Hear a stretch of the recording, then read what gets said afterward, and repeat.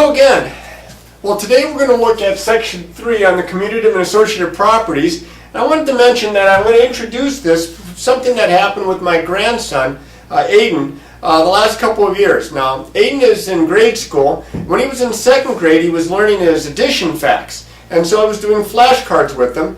And it took him a couple of times through, but he realized that if I changed the order of the two numbers that I was adding together, 3 plus 5 or 5 plus 3, he got the same answer of 8. And he realized that if you change the order of numbers being added, you got the same answer. And then this summer, we practiced our multiplication facts. He's going into 3rd grade, and he realized the same thing when we were doing flashcards. That 2 times 3 and 3 times 2 gave him the same answer. And he realized the same idea that if you change the order on what you are multiplying together, you get the same answer. Here's the commutative property of addition. Notice the first 2 letters of the word commutative, C-O. C for change and O for order. If you change the order, you get the same answer. It says for any numbers A and B, A plus B is the same as B plus A. Now you've known that for years, but the name of this property is important to remember. So I'm going to put a little star next to this one. Don't forget this guy here. Now the commutative property, I'll abbreviate, of multiplication says that for any numbers A and B, that A times B equals B times A. Now that cuts his key arithmetic facts in half, because he realized that if you add 2 numbers and change the order, it was still equal. And if you multiplied 2 numbers, it was still equal. He knows that 6 times 4 is 24. 4 times 6, it doesn't rhyme, but it's still 24. So the commutative properties of addition, multiplication, very, very, very important. Another pair of properties that's extremely useful are the associative properties. Now the associative properties are a little more complicated. Get rid of this. If I go too quickly, remember, all you have to do is pause and rewind. The associative properties, and be very, very careful if you're going to abbreviate here. The associative property of addition says we're not going to change the order of the way it's written. What we are going to do is change the emphasis on what's going to be added first. If I have 3 numbers, here I'll put it below and then I'll write the property. 47 plus 89 plus 11. Order of operations tells us to go from left to right. We'd add 47 and 89, whatever that is, to 11. But if you look at the last 2 numbers, they add up to a nice even amount. That's 100. 47 plus 100 is 147. I can do that in my head. The associative property of addition says for any numbers A, B, and C, A plus B added first, then add C to it is the same as if you add A to the sum of B plus C, where you add the B and the C first. The order stays the same, A, B, C, A, B, C. It's not commutative. What changed was what the parentheses are around to show you what you're going to do first. So if I add these together, it would be, what, 136, and then I'd have to add 11 to it. It's a little tougher problem than if I add these 2 first and then add to that. And very similar, if you are doing multiplication, the associative properties also apply to multiplication. Now, remember, commutative and associative properties work for adding and for multiplying. They do not work for subtraction and division. But in this case, the associative property of multiplication says essentially the same thing. If I'm multiplying 3 numbers together, it doesn't matter if I multiply the first 2 first or the last 2 first. That's what this is saying. That A times B multiplied first times C is the same as A times B times C, whether you multiply the first 2 first or the last 2 first. And here's a great example. If I was to write down something like this, 67 times 25 times 4.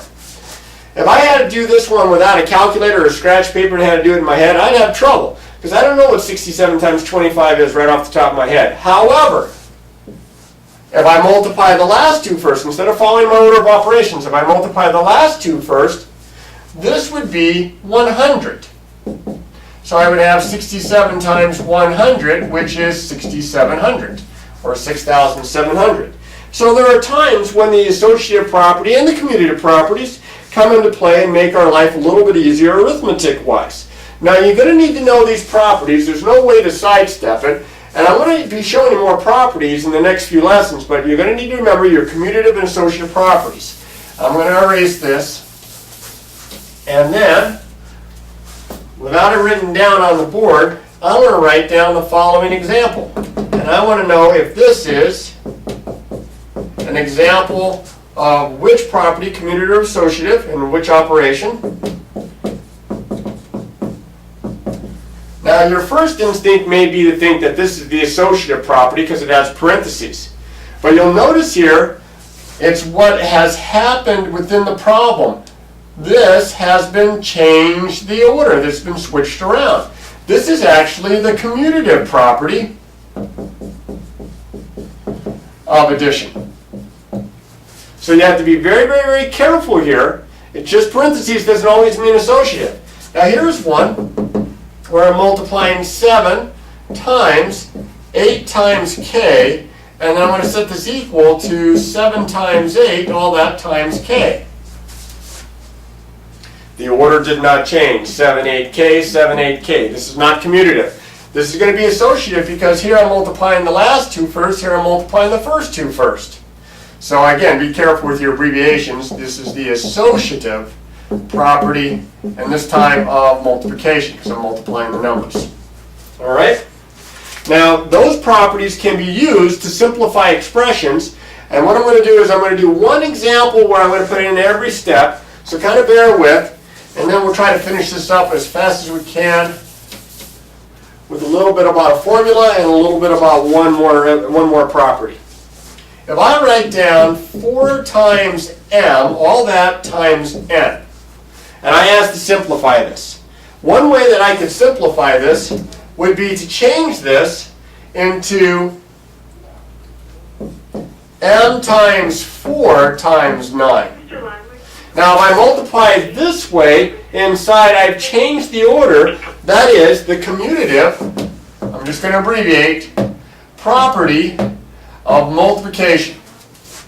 Now I'm going to write this as m times the quantity 4 times 9. Now the order did not change. The parentheses were shifted from the first two to the last two. This is the associative property of multiplication. Then I'm going to go ahead and replace this with 36. This is going to be m times 36. That's the substitution property from the previous section. I'll have to write that out. Substitution property. Now I'm going to change the order around. I'm going to write this as 36 times m.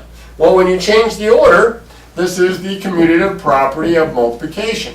And I have used the properties to simplify the expression. That's what this simplifies down to. Now we can use this in a variety of formulas, and it doesn't have to be used in every single formula, but it can be used in formulas. And the one formula that they emphasize in section 3 is the formula for finding the volume of like a box or a prism, a rectangular prism. And it is volume equals length times width times height. If you have, and my drawings are never very good for 3D, so I appreciate your patience. If I have a rectangular box and I know the length and I know the width and I know the height, I can find the space inside or the volume by multiplying those together. So, example, find the volume of a box whose length is 20 inches, double tick mark like that means inches, width is 12 inches, and height is 3 inches. Well, my volume is equal to 20 times 12 times 3. And I can use the associative property because I can multiply those together in my head right away. And I get my volume is 20 times 36. And then I multiply 20 times 36. 2 times 36 is 72. So 20 times 36 is 720. And remember, if you multiply inches times inches times inches, you get inches cubed, or cubic inches. And that's my volume of a rectangular box. Now I'm going to finish this section very quickly with one more property which you probably won't see again until Algebra 2. We'll talk a little bit about it later on in this course, but more than likely in Algebra 2 you'll see this. And it's called the closure property. Now you know what it means when something's closed. It's all within an area. It's contained. You shut the door to a room, the stuff's contained in the room.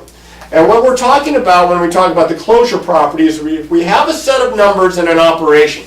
So let's talk about the whole numbers. The whole numbers are 0 and 1 and 2 and 3 and so on. No fractions, decimals, or negatives. Just these counting numbers and 0. The whole numbers are closed under addition, which means if you add two whole numbers, you get a whole number. You add two whole numbers,